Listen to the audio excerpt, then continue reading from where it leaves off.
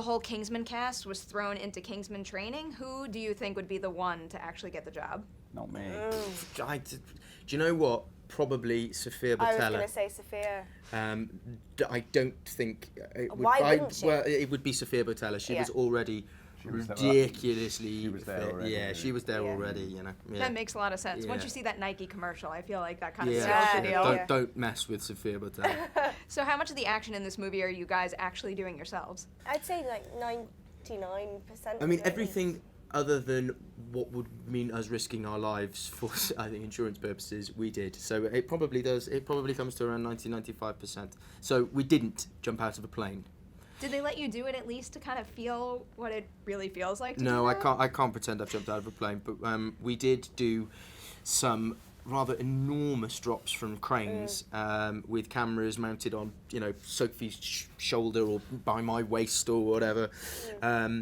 So it's not quite so extreme, but that in itself is pretty scary, particularly on our first day. I think that was our wasn't first it? day. Yeah. So being hoisted up like that, that's enough of a sense of It's a the nice way to journey break for me. you in. Yeah. Colin, can you tell me a little bit about the church scene? Because I was looking for cuts. I was sure there was going to be something in there, but then I read in the notes that it was one shot. Yes, I mean there are sequences that where there have to be hidden cuts because you can't have. For a start, you'll see some of my opponents are the same person over and over again, in a different wig or in a guy in a skirt. I didn't catch it. No, but but there is no intercut. So in other words, there's only one camera the whole time.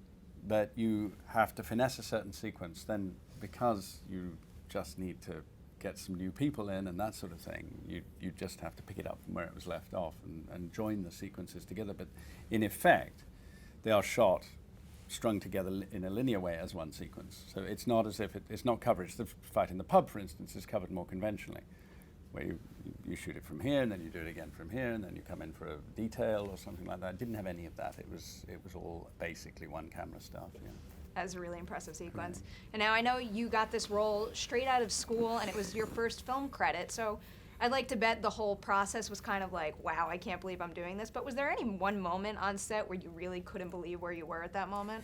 Yeah, of course. I mean, one of the things I found really amazing about the whole experience, having never made a film before, was the work of the art department, and walking into the Kingsman tailors and seeing all of this, these beautiful wooden surfaces and these rich, luxurious materials and the level of detail. So that was, amazing, and that happened repeatedly on different sets. But, I mean, we had a read-through early on. The first day I met Colin was the first day I met Mark Strong, and I kind of went and sat at a table with them and read through some scenes, and that was a fairly breathtaking moment, You guys don't happen to know what all the newspaper headlines correlated to, do you? I was wondering what Brad Pitt ate my sandwich was for.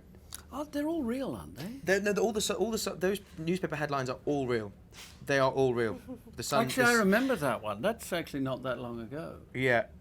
But in terms of what Harry Hart actually did on that day, I suppose you'd have to ask You're talking Harry about Hart. one of those real headlines. I want to know what your mission was. They're real. Yeah, they're real. He saved the world on numerous occasions.